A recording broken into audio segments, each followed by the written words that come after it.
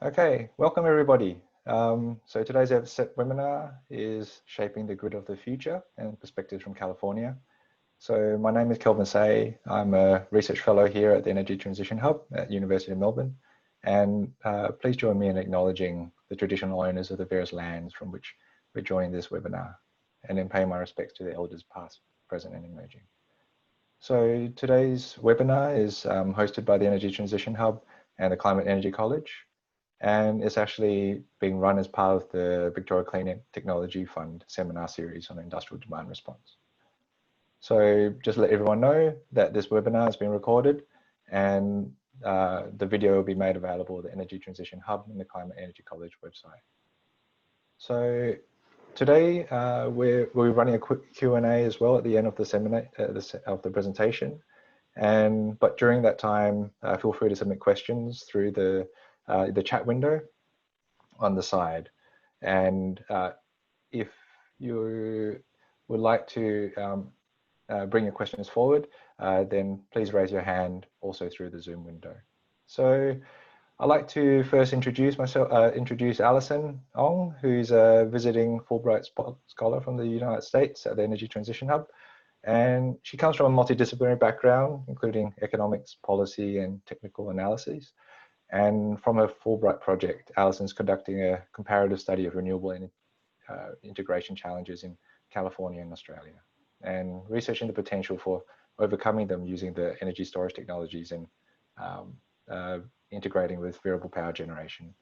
So thank you very much, Alison. I'll leave it to you, and I look forward to it.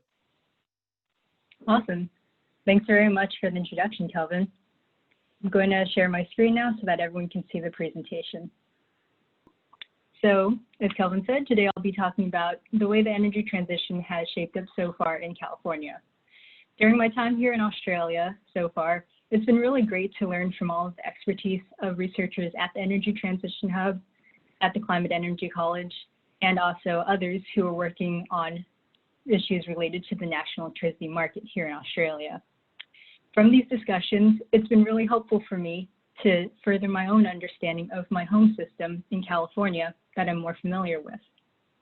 And in learning from researchers here in Australia, it's allowed me to place my understanding of California in a greater global context. I hope today's presentation can serve a reciprocal purpose and inform the audience today about some of the context for the energy transition that's currently going on in California. I'll admit that when I was asked to give the seminar, I was a tad unsure because some of these issues that I'll be talking about today are things that I have directly worked on, but some of the others I have a bit more generalized knowledge about. So I hope the audience will bear with me and we'll be able to still take some good information away from today's presentation. Getting started right away. So I thought I would open the presentation with talking about some examples from California to really show sort of the extent and the intensity of some of the changes that have already occurred on the California system. One great challenge that's currently facing a lot of electric grids in various jurisdictions is the integration of new technologies. Of course, we've seen in recent years the rise of large-scale wind and solar power and other renewable resources. But at the same time, we've seen new technologies that are redefining how we think of supply and demand. For example, the rise of energy storage. The way this has played out so far in California is fairly substantial. California has installed over 1.5 gigawatts of battery energy storage alone. Its state incentive program to encourage further adoption has a cumulative budget of over $1 billion US, and it's even exploring using storage for novel applications such as peaker plant replacement. But it's not just the supply side of the equation that's changing nowadays. Grids must also think about how to manage consumption. In California, there has been significant statewide investment in energy efficiency for buildings and appliances. And through demand-side management, some estimates place that Californians have actually reduced their consumption per capita by 30% compared to other Americans. But besides the supply side and the demand side of the grid, there's also the participants themselves to consider. And moving away from a centralized system that has traditionally been a certain way, now we see the rise of new types of participants on the grid. In California, one way this has played out is the rise of community choice aggregators. Community choice is, of course, a concept of much interest to people in many different jurisdictions. And in California, it has proven very attractive. In just the span of 10 years, over 4 million customers have essentially defected from the traditional vertically integrated electric utilities that dominate the California grid and have chosen instead to participate in CCAs, or community choice aggregators. Against so many transformational changes, there's a lot to explore, and each of these three will be further discussed as case studies in the latter part of this presentation. But before we dive into the case studies, it's first necessary to pull back a bit and talk about a framework for drivers of decarbonization. These drivers consist of several different elements. There's the industry structure, the market features, and policy and regulation. And taken together, these different elements form a unique set of rules, incentives, and policies that form the backdrop of electricity system decarbonization. They can further that, they can hinder it. But these elements are important to understand. And while they exist for any grid, I want to today talk about how that specifically plays out in the state of California. So part one of this presentation will be a high-level overview of what these elements look like in California. What might the industry be that's different from the way it is in the NEM? What are some of the market features, and what is the regulatory environment in which they play out? And with that context in mind, then moving on to part two, it'll be exploring these drivers of decarbonization by going into the case studies discussed on the previous slide. So without further ado, moving into part one of the presentation, an overview of California's electricity industry. As the title suggests, this is simply meant to be an introduction. And while there are a lot of details that could be expanded upon or gone into as presentations all of their own, the things that I'm going to highlight today are what I felt were the most salient points to show the audience as comparisons with the NEM. So to set the stage, I first would like to establish how the NEM compares to the California system. So the California Independent System Operator, or the CAISO, which is roughly analogous to the purpose that AEMO serves, oversees a system that is roughly similar size to Australia's NEM, or National Electricity Market. And this, I hope, will provide some initial context for the audience to understand why it is appropriate to compare California's system with that of the NEM. As you can see in these compiled statistics, there are some broad similarities. Between the two systems, system size, the amount of energy and capacity on the system, physical transmission size, and monetary value that is traded annually, these are roughly ballpark similar numbers and should give the audience some confidence that these are in fact comparable systems. In terms of the retail components as well, there are some similarities here. While of course these are just averaged retail rates and there is much variation within the way retail rates play out, if we just look at this as an illustrative example, it should show that the components are not so different, the bill amounts are not so different, and perhaps most importantly, the breakdown percentage-wise of how much comes from a wholesale generation charge versus a network charge, the distribution and the transmission amounts, is roughly of similar percentage.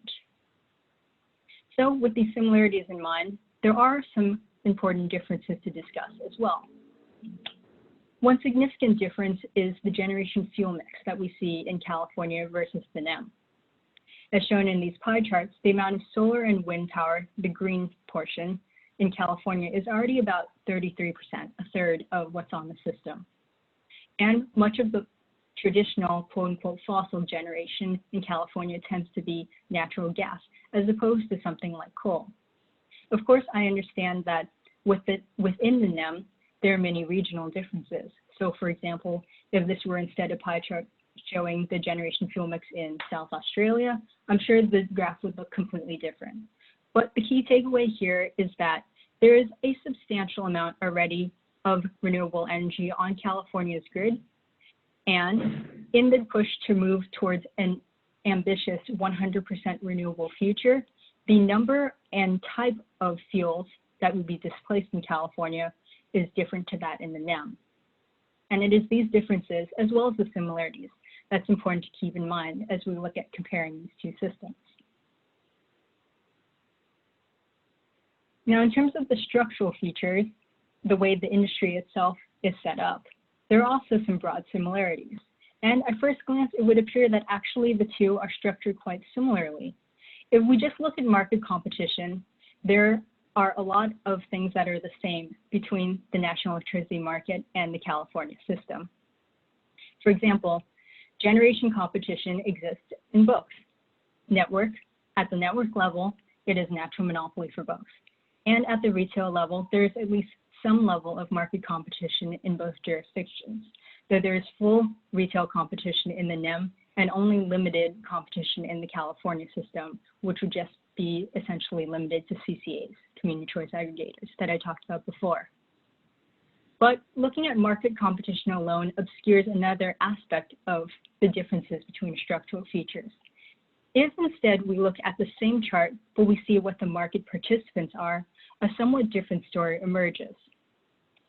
In Australia's NEM, a gentailer could be a player at both the generation and retail levels, but it would not, to my best understanding, ever own network assets or be a player for the poles and wires portion of the grid.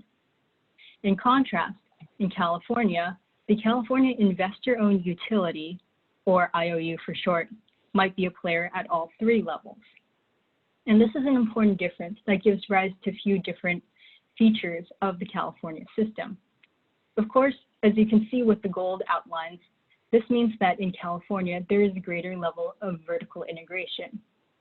Now, a vertically integrated utility, of course, is not 100% always the right solution, and there's certainly dangers about what it means to consolidate market power, which is why in California, as we'll see later when we talk about the governance and regulation, there's a fairly powerful regulatory agency that strictly controls the rate of return that these utilities can have on their rates that they set for customers. That's one strategy that California has used to deal with this balance.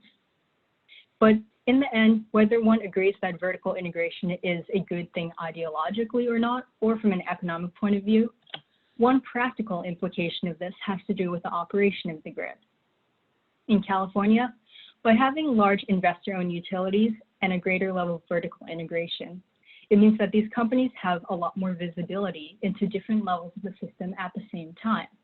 A single company then can have visibility into generation patterns, into network flows, such as where congestion is happening on the system, and customer end usage.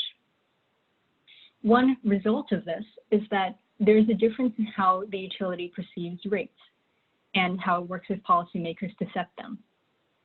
In California, time of use rates are perceived quite favorably by both policymakers and the companies. In fact, they will even become the default residential rate option for many customers starting in 2020. And one reason for the push for time of use rates, which means, just as a quick overview of that, it means that a customer might be charged a higher amount at one portion of the day, such as a 5 to 8 p.m. peak period when there is a lot of use on the system, and then perhaps overnight they would be charged an off-peak rate, which is lower. This has not been without controversy, but it is generally favored in California because companies feel that it is a good way to help shift customer behavior and therefore align customer usage patterns with something that benefits the overall flows of the grid better. But besides retail rates, there are other important differences to discuss as well. So though that's just the retail level, there are also market features at other parts of the grid to consider. When comparing the national electricity market and the California system, this table summarizes a couple of the key market differences in terms of a wholesale mechanism and a capacity mechanism, and as discussed previously, the retail approach favored. In brief, in the California system, there is widespread use of locational marginal pricing. That basically means that the price for electricity at the wholesale level that is charged in a place like San Francisco might be different than what's charged to someone who's located in Los Angeles, even though both are within the same state of California. Now, in practice, sometimes the amount that's actually charged to a wholesale producer is actually more averaged up to the zonal level, and there are only a couple of those. But the capability exists, and there are many, many nodes that show what the locational marginal price is. So this gives the operator of the grid, in this case the California ISO, a lot more visibility into understanding exactly how much congestion is on the system and the breakdown of what that is contributing to the overall price of electricity.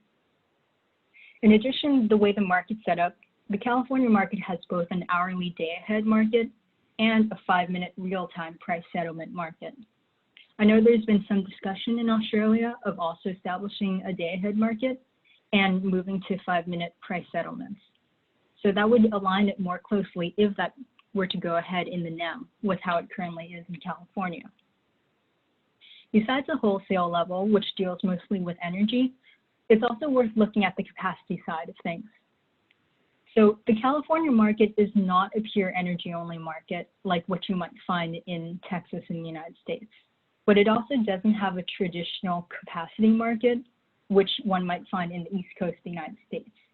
Instead, the California system has a complicated construct called resource adequacy, which basically means that it does give payments to resources for providing capacity, but these are different amounts depending on what type of capacity it provides. So for example, there might be some level of payment given to a generation resource for baseline capacity, and there might be a different kind of payment given for procuring flexible capacity. And this is done at the statewide level through planning and procurement. And as I've mentioned in the previous slide, the retail approach favored does differ between the NEM and the California system as well. In the one, there's a high preference for flat tariffs. In the other, there's a high preference for time of use tariffs. And this is not to say that any of these market features are inherently better or worse than any others. It's just simply stating that this is the way it currently is in the California system. And that's important to understand in seeing how that plays out for what sort of resources and market services are available to new resources that might come onto the grid. But of course, the market and the industry cannot be thought of independently and separately from the governance in which that operates. So now, looking at this slide, I'm hoping to introduce some of the key pieces of legislation and the key policy drivers for forwarding California's ambitious renewable energy goals. So in California, there's a bit of a reputation within the rest of the United States that California is very governance focused. It tends to have strong, robust policies, and it tends to set fairly aggressive goals compared to the rest of the United States in terms of what it wants to do for decarbonization. There have been several pieces of major state legislation that accomplish these goals. For example, emissions reductions, AB and SB 32, back in 2006, set greenhouse gas emission reduction requirements for both 2020 and 2030. In addition, it established a carbon cap and trade program in the state of California, which continues to operate. But besides greenhouse gas emission reduction targets, there were also formalized renewable energy procurement targets.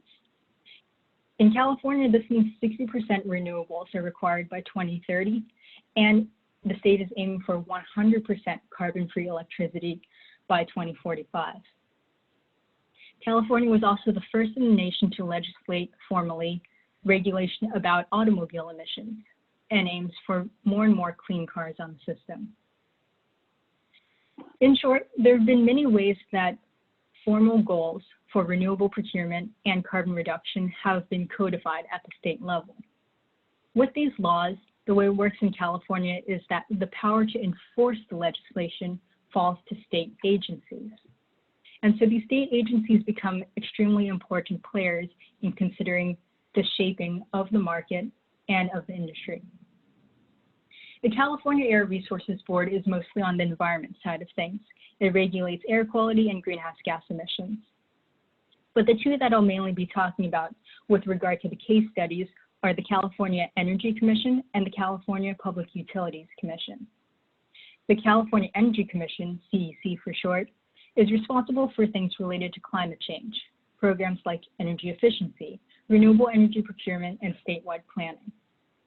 The Public Utilities Commission, CPUC, has a distinct but related role in that they oversee public utilities like the electricity industry, and so rates and reliability fall under their jurisdiction. These responsibilities are important to keep in mind as we move into the next part of the presentation. And so, with this context of government institutions, market features, and structural features, it provides us with a stage now set to explore the examples of implementation.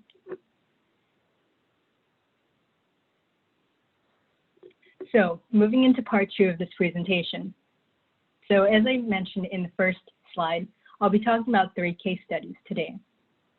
The one that I'd like to start off with concerns energy management, or the demand side of the equation.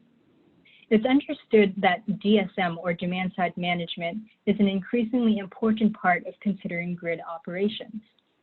No longer is it just the assumption that we have large centralized supply and it just goes one way to demand, and you just think of demand as a fixed thing. Well, demand itself can be influenced. If we look at the impact of energy management programs in California, over the years it is quite striking. As you see in this chart comparing the use of electricity consumption per capita in California versus the other 49 states, there is quite a large divergence.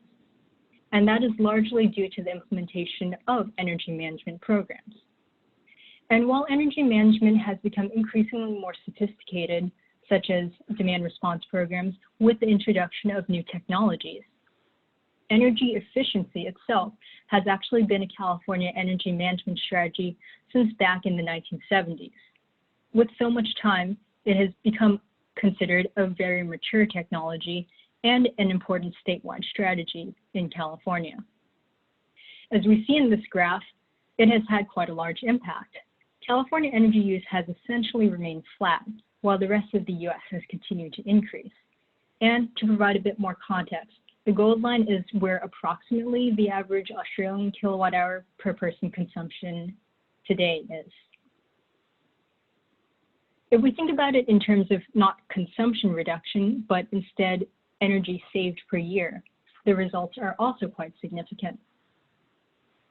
Between 1975 and 2015, there have been incredible amounts of savings.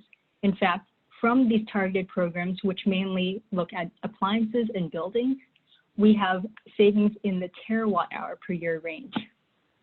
So we see that though energy efficiency may not often be thought of as the most high impact of measures, it actually cumulatively has quite a large effect. At least it has done so in California. So to dig into a little bit more of the history of these programs and why that is, I have some more information here on the next slide about efficiency programs.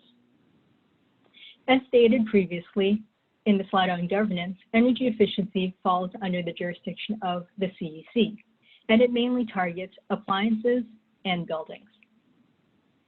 In doing so, the California Energy Commission recognizes that energy efficiency is an important part of overall statewide planning and procurement. But it has its origins back in the 70s, as I stated. And with this quote, we come to the proverbial refrigerator example, which oftentimes, if you attend any sort of energy efficiency related lecture in California, particularly in the Bay Area or around UC Berkeley, you'll probably hear a lot of people mention this example. It can be summed up in this quote, that a proposed nuclear power plant would not be needed if refrigerators were required to be more efficient. And while this may seem somewhat fanciful, there is actually evidence to support this, and it turns out to be quite a success story in terms of the development of energy efficiency. But perhaps the thing to take away here mostly is that it's the power to change between the rhetoric of a centralized large supply-side resource and a decentralized demand-side customer-sided resource that has made the story of energy efficiency so compelling and has helped to have people understand how they can be brought on board, and has helped it to become an overall rolled out statewide program. This ability to make equivalencies has been really powerful in affecting how policy is done in the state of California. If we look at its effects, we see that at its best, an energy efficiency program can be a success story and a win-win situation. An appliance, in this case, the humble refrigerator, can be just as good over time, if not slightly better. It can decrease in terms of real dollar price, and simultaneously, it uses less energy. So at its best, an energy efficiency program has multiple forms of benefits. A positive environmental benefit and energy savings can go hand in hand with economic growth and innovation at the market level. And it was further codified at the state level in 2003. California established an energy resource loading order that would help to guide its energy policies and decisions. So the CEC decided that it would formalize this. First, in doing procurement and planning, demand reduction via energy efficiency and demand response must be pursued initially. Only if demand-side measures are exhausted can they move on to even considering new procurement. And if new procurement is necessary, then the preferred sources would be renewable and distributed generation resources. And only if those two had been exhausted could they move on to the third and last option, which would be procurement via quote-unquote clean fossil fuel generation, which in California oftentimes means natural gas. The important takeaway here is that at the statewide level, the CEC decided that it would implement a different loading order and a different set of priorities from what had come before.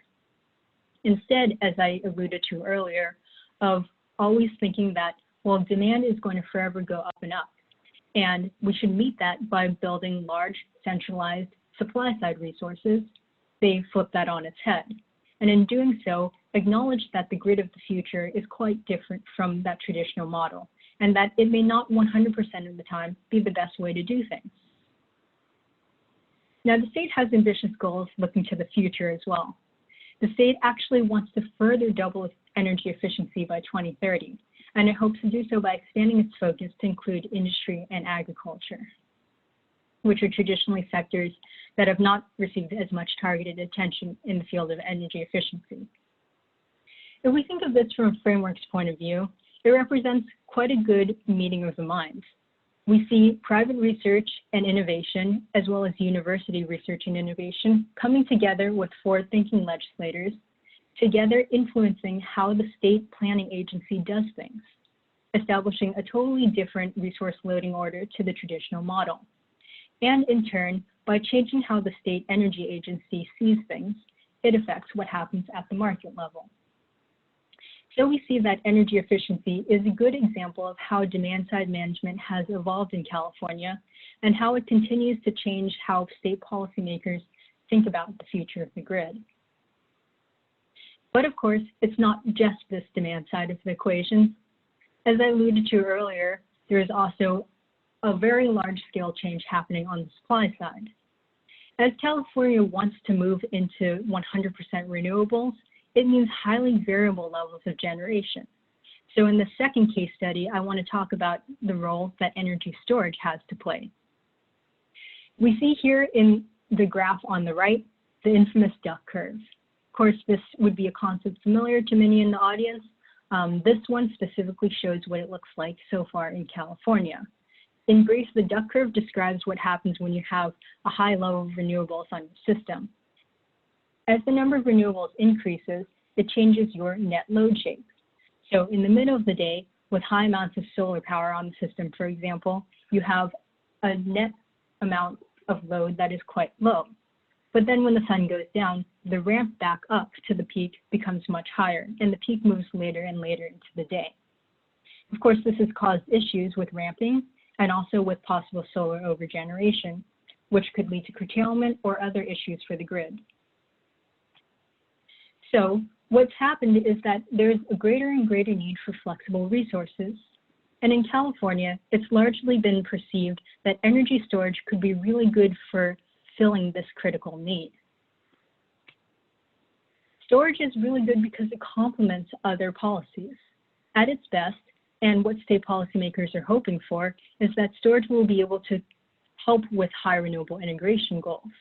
By smoothing variability and mitigating renewable curtailment, it can enable greater levels of renewable integration. Of course, there are different forms of energy storage. And while pumped hydro remains the dominant type of energy storage in California as elsewhere, and is considered a fairly mature technology compared to battery storage, there is also a growing interest in battery energy storage. It can have several applications. Of course, we know that it can be useful for electric vehicle integration, but it can also provide quote-unquote fast grid services, such as peak shaving or frequency control. Where pumped hydro has a lot of strength at the multi-hourly level for shifting large amounts of energy, it is not as effective at the hourly or sub-hourly level. And so for those types of services, batteries have risen as a really good candidate for filling those needs. If we examine what the situation for energy storage looks like in terms of the policy aspects, we see that California has been fairly aggressive and proactive in trying to incentivize energy storage onto its system. At the statewide level, in 2013, the California Public Utilities Commission mandated that the large investor-owned utilities of California procure storage, but they didn't simply tell them to procure whatever was the least cost at grid scale.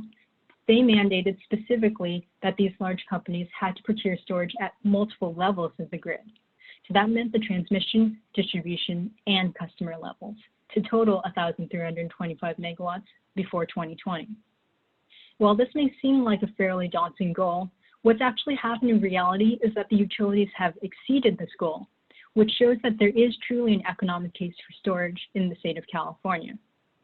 Over 1,500 megawatts have already been approved, and because storage takes some time between approval and actual operation to happen, not all of it is yet operational, but 500 megawatts already are, which is still quite substantial. However, California hasn't stopped at simply mandating that the large companies procure storage. They've also tried to incentivize customer adoption to encourage further uptake of this new technology. So there is a significant program behind the meter as well. This is one that I specifically worked on a little bit, and while it has transformed in recent years, it's still really interesting to think about what it's done so far. So the Self-Generation Incentive Program in the state of California is a behind-the-meter storage program. It incentivizes residential customers and commercial businesses to install energy storage systems for themselves. And to date, it has resulted in over 110 megawatts. Now, this may not seem anywhere close to 1.5 gigawatts, but it's important to remember that these are much smaller systems on average. So if we look at instead the number of systems, it is well into the hundreds and hundreds. In addition, there are paired PV and storage systems that receive a 30% federal tax credit. So it's not simply state incentives at play, there is something of a federal incentive as well. To my understanding, there are some storage incentives in place in Australia as well at the state level. I know that Victoria has a battery rebate program that is trialing, and while it's not easy to necessarily compare the numbers, I believe that the amount of battery rebate that is included in that trial is roughly analogous to the amount that a customer might receive under the Self-Generation Incentive Program. So it shows that a lot of different jurisdictions in Australia, in the United States, most likely elsewhere as well, are considering how to best incentivize customers to adopt this new technology. But of course, simply making it more effective and economic to install isn't necessarily going to mean a good economic case or break even if there aren't market services or possible revenue streams that the storage asset can access. So in this next slide, I'd like to talk about the possible market services for energy storage. Now, energy storage is powerful because it can provide a lot of different services for the market, but there's often been controversy and disagreement about how best to open up those rules to storage. In California, there have been a lot of efforts to try and remove barriers to entry. And while this is not perfect, and while a storage asset could not necessarily do all of these things at once, I hope that these boxes here show a range of what a storage asset could provide. In California, these things that are listed are all considered theoretically possible at least. And so the issue then becomes, can a storage asset actually do so, rather than the rules aren't there to support a storage asset possibly accessing them. So these three show what the possible market services for storage might be in California, depending on where a battery asset is installed. So at the wholesale level, if you have a wholesale grid scale battery, then it can do a lot of different things. It can possibly reduce system demand peak. It can maybe engage in energy arbitrage to smooth wholesale prices. As I stated before, hopefully it leads into being part of a larger policy goal of compensating for the intermittency of solar and wind generation. And it can even possibly replace peaking generators. So to expand briefly on this last point, there are several fairly dirty, maybe diesel, maybe just really dirty gas-fueled peaking plants in California, and these might not be used very often at all during the year. They may only be turned on for, say, 4 hours during a large peaking event. If they can be replaced with a clean battery bank, this means that you're both accomplishing an environmental goal of taking away that really dirty generator, and you're furthering the adoption of batteries. This has already been done and is being done in a couple places in California and has also been explored in other states in the US. That's a wholesale battery. If instead it's installed at the network level and really has its priorities in meeting network services, this relates to the idea of non-wires alternatives, or NWAs. So as stated in the previous case study on the energy efficiency programs and demand-side management, this is being done in terms of thinking at the network level too.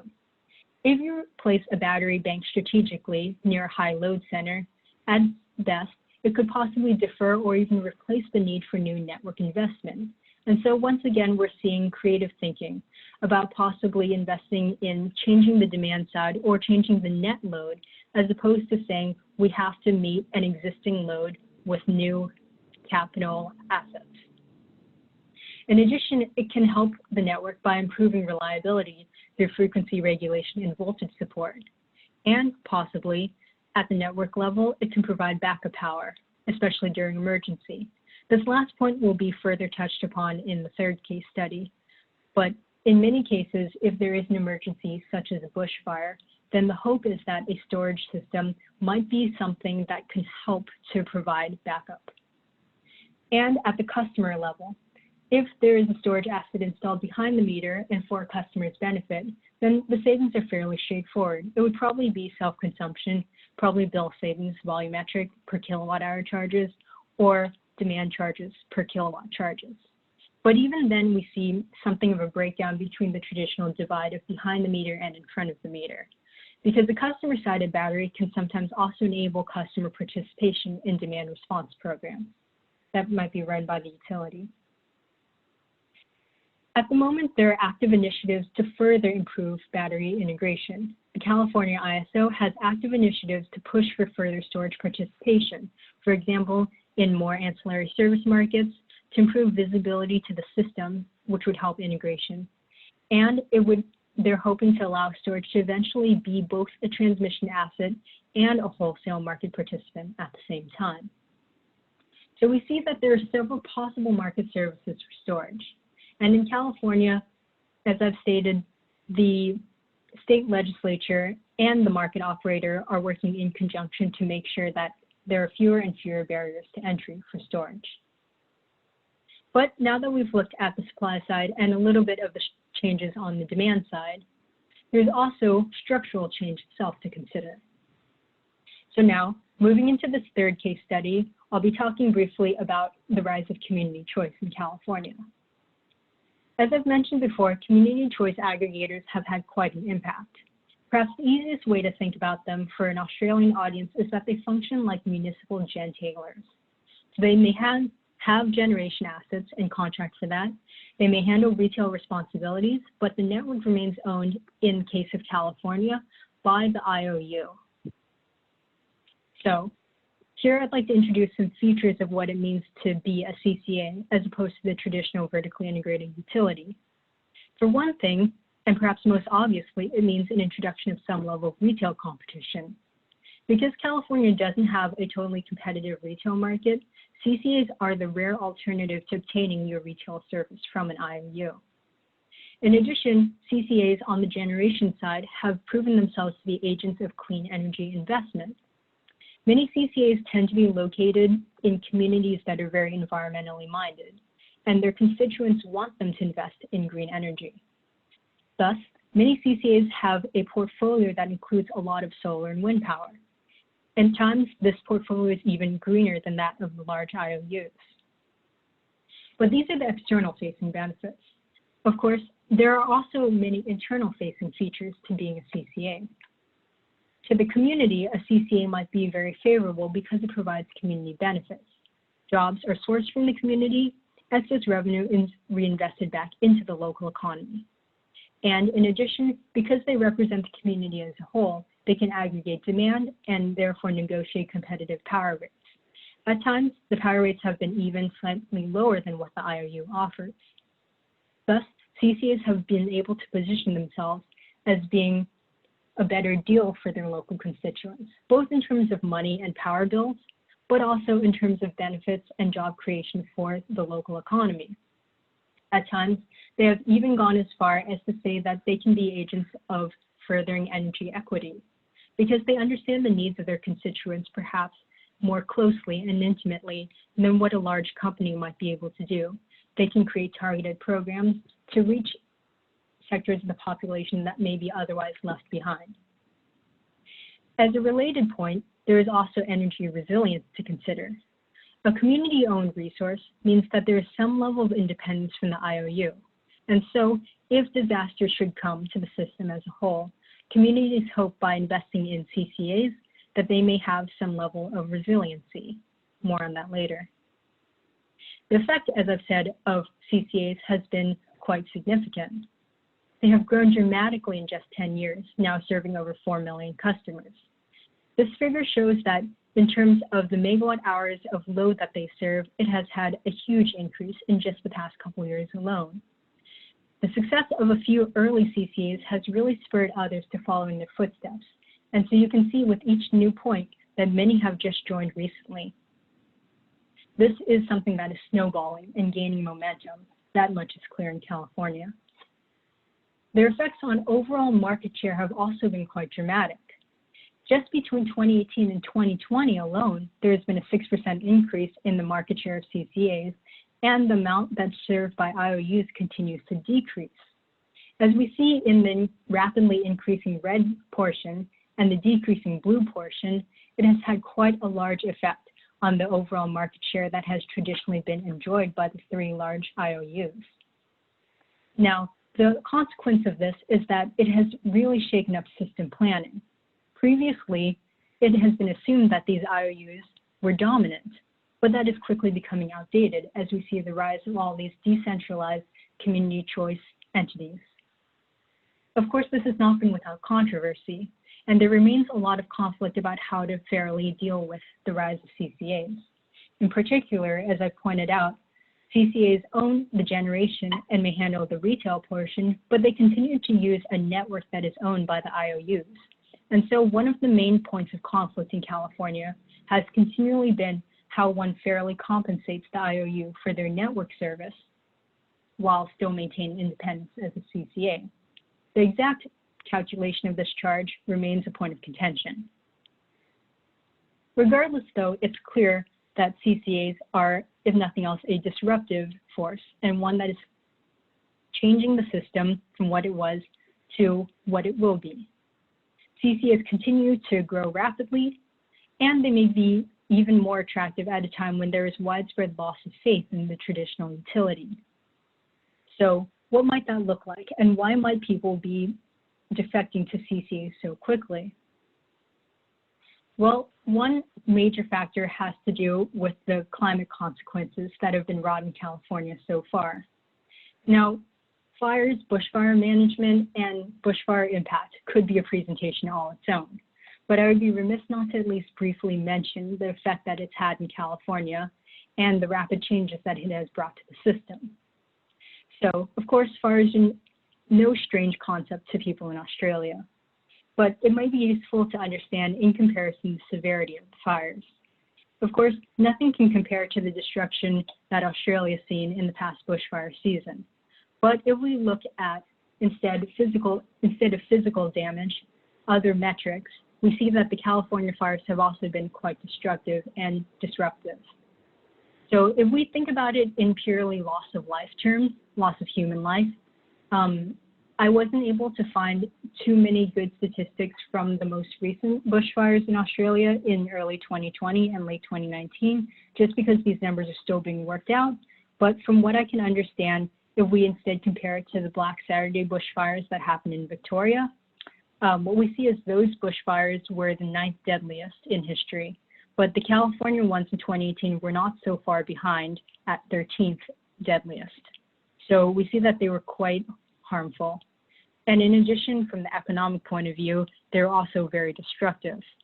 In comparing it to the Victorian bushfires, the California 2018 bushfires were actually considered more economically damaging and contained more structural damage than the others. So this gives an idea of the severity of what happened in California, with whole communities destroyed and many people displaced from their homes. But it wasn't enough that it was its deadliest and most destructive wildfire that happened. Even worse, it wasn't simply climate change or drought that caused it. It was the utility, Pacific Gas and Electric, that was found to be at fault. So it was their faulty equipment that set off the spark that eventually resulted in these horrible bushfires. As a result of the incredible fire liability, PG&E actually declared bankruptcy and forced a further reconsideration of how best to run an electric utility. Thus, we see that there has been, just in the past 2 years, a massive disruptive change to the California system. Recently, state priorities as a result have shifted to emphasize reliability and safety. And it underscores the point overall that California can do all at once to move to a high renewable system, to move to a cleaner energy system, but it's not useful if the state fails to have an electricity system that is reliable and safe for all. Of course, from the community perspective too, this has led to a lot of concern. And so interest in microgrids, particularly storage systems, has skyrocketed as communities, particularly those in high bushfire risk areas, look for ways to become energy independent. So we see that there are many changes happening in California, both at the climate level and at the energy level. And as I said, California has a lot on its plate, trying to think about how to maintain reliability, trying to think about how to maintain safety, but also trying to integrate rapidly many more new technologies and high levels of renewables. But despite all this juggling and despite all of these challenges, California maintains a fairly good trajectory. In conclusion, if we look at its overall targets and scale back out, California actually met its 2020 targets of 33% renewables and emissions equal to 1990 levels ahead of schedule, and it remains on track to achieve 60% renewables by 2030. But of course, now the challenge turns to how policymakers and market participants can go that step further. How can they navigate a viable transition to 100% clean electricity by 2045? Even though the trajectories are aggressive, they are broadly in line with goals that I found the Australian states and territories have set as well. South Australia has renewable penetration that's already much higher than California's. They aim for net 100% in the 2030s. Other states in Australia have goals of about 50% renewables by 2030, and all of them have targets of net zero emissions by 2050 to the best of my knowledge. So we see that based on these statewide goals, there are many jurisdictions everywhere who are thinking about how to best decarbonize their grids and grappling with the issues of rapidly changing their electricity systems. I hope today's presentation has helped to inform the audience about some of the background concerning the California electric grid, as well as some examples of how that's played out and continues to play out in a rapidly changing system. I want to thank everyone for listening to my presentation today. I want to thank my hosts at the Energy Transition Hub again for all of their help on this. And without further ado, open it up to any questions you may have. Yes, so just thank you for your presentation, Alison. It's really informative how California's institutional structures are able to drive change and sort of maintain those aggressive decarbonization targets. Mm-hmm. And there's a broad range of policies that are actually being used. So yes, as Alison mentioned, we're opening up the floor to questions, starting with the questions in the chat. So firstly, I'd like to ask you yourselves to introduce yourselves with your name and affiliation. And maybe we'll ask, so we've got couple of people asking questions. We've got Ben, Craig, and Phil.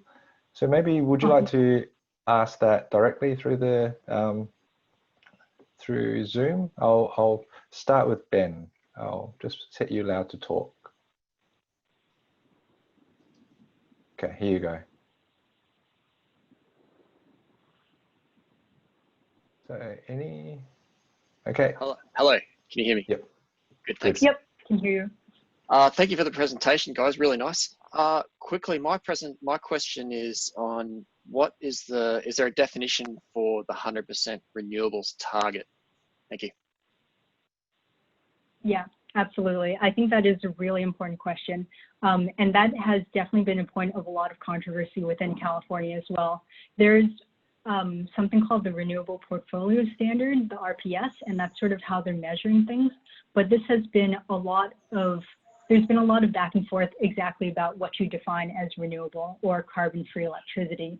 One thing that complicates it in California is that it's part of a larger Western interconnect.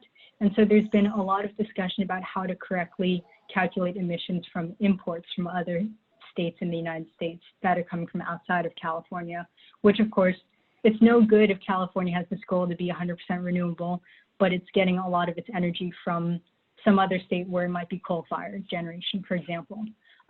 It is definitely a subject of a lot of concern, and that's why the rhetoric of it has been carbon-free electricity as opposed to quote-unquote renewable.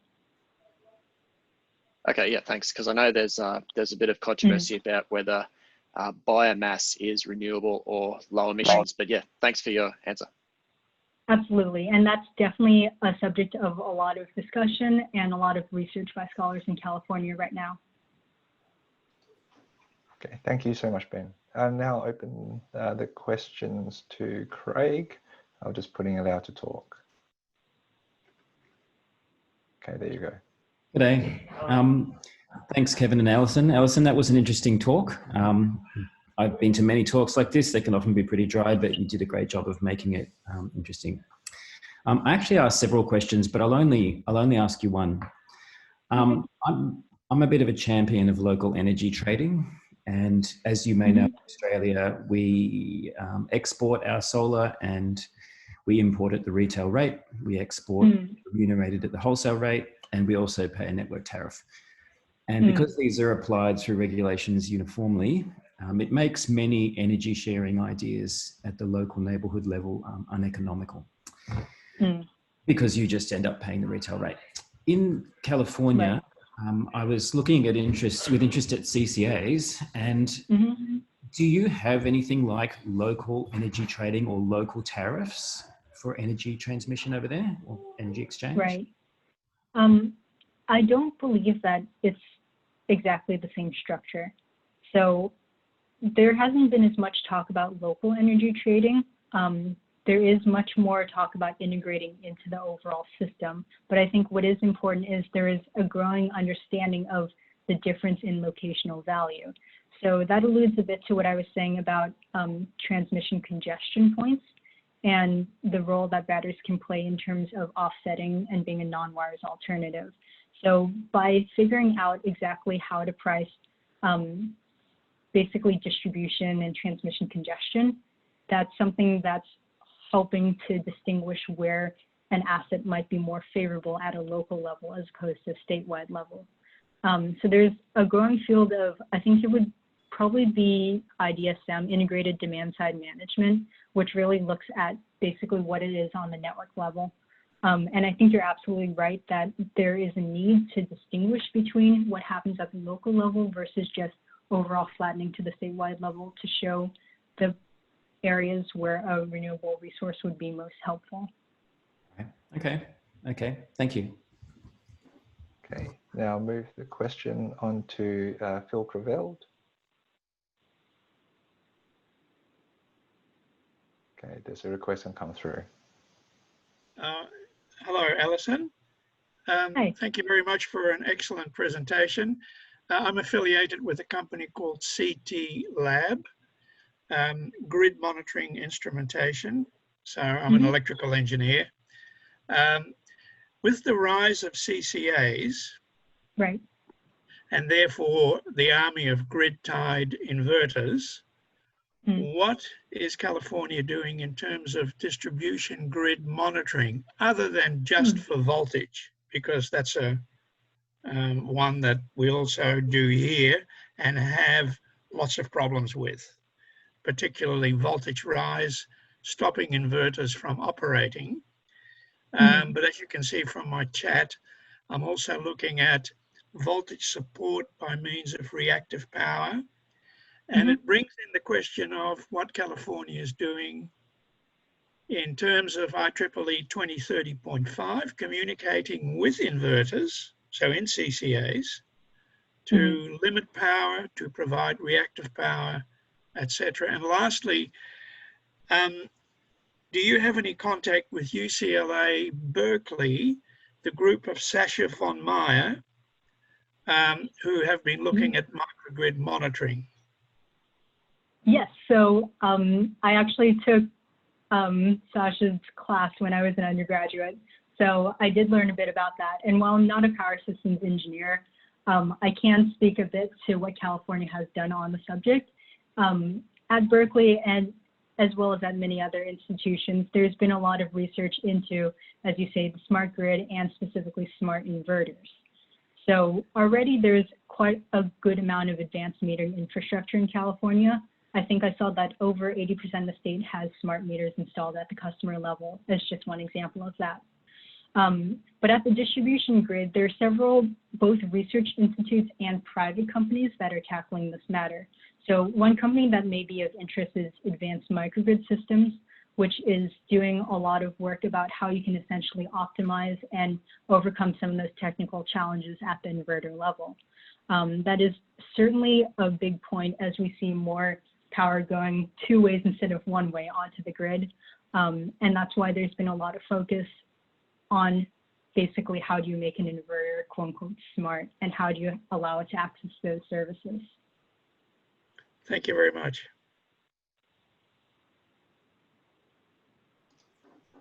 Thank you. And now I've got one more question from David Langsley. Okay, just put that through, sorry. Here we go. Okay, David, you're online. Okay, if you're not able to answer or speak over Zoom, I'm happy to... Sorry, can you hear me now? Yes, Great. I can. Gotcha, can you hear you? Thanks for the presentation. That was really clear and informative. I was just wondering about the use of electric vehicles as a source of storage. And I understand that they can be used, for example, for grid stabilization for short-term peak or short-term stabilization issues. Is much happening in California using EVs? Yeah, that's definitely a growing source of research, and there's a lot of work being done on that subject in recent years. So California has very high vehicle emissions overall, has a lot of cars. It's a big car culture in that state. And so there's been a lot of focus on how we can harness that power and turn it into something that's useful for the grid. So the concept of V2G or vehicle to grid integration and going two ways instead of just one way has been really important and is a growing field in California. There are several companies that do this, as well as a lot of consultancies and academic institution groups that are working on that issue. There's a good amount of charging infrastructure that's being rolled out. I think a lot of it is practically still in the pilot stage. There's a lot of issue about how you can roll that out at a large scale and make it affordable for people to actually adopt this kind of technology. But certainly at the household level and in several different pilot programs, there's been the thought that you can connect up your car to the grid and then it'll have, again, the idea of something that's smart to control how it relates to the grid. So there's been quite a lot of action, both in terms of incentivizing zero emission vehicles and thinking through how they can be effectively integrated as a source of storage and grid integration. Thank you. Okay, so that's a beautiful timing. It's exactly 12 o'clock. So if there's any other questions, this last round for, if you raise your hand and I can promote you to allow you to talk. Okay. So Perfect. thank you. So, oh, Greg Memory. Yes, I'll let you through. Oh, hi, great presentation. I'm trying to reduce the number of cars that people use and increase their active transport and pedelecs and things. If you have a high dependence on car batteries as your storage mechanism, how do you think you can transition to a low number of cars? Right. I think that's a really important question. There's also been a lot of talk in California about how we think of transportation. Because there's a lot of dependence on cars as opposed to public transport, there are a lot of initiatives at the city level, especially to make public transportation more accessible. And for many years, though this is a project that has been very controversial, there has been a push for a high-speed rail system to be installed in California. And of course, that is another can of worms, but it shows that many people are thinking about the role of public transport versus private vehicles. I think that right now, because we project that there will be a high dependence on cars, but perhaps we can get people to invest in electric vehicles as opposed to gas-powered vehicles, then there could be a way that the electric load on the system actually increases. And we have a substantial amount of storage tied up in batteries in cars. But at the same time, as I explained in the presentation, there's also a substantial amount of storage that is happening grid scale or behind the meter in customer households. So in the end, it's impossible to predict what the exact pathway to the future will be, but it's likely that the future will consist of a combination of all of those things. Okay, thank you. So now it's just 3 minutes past 12, so I'll bring the webinar to a close, and thank you so much, Alison, and everyone for your time. And just a plug for the Energy Transition Hub and the Climate Energy College websites, where you can find upcoming seminars. So thank you very much, and have a good rest of the day. Awesome. Thanks very much, everyone.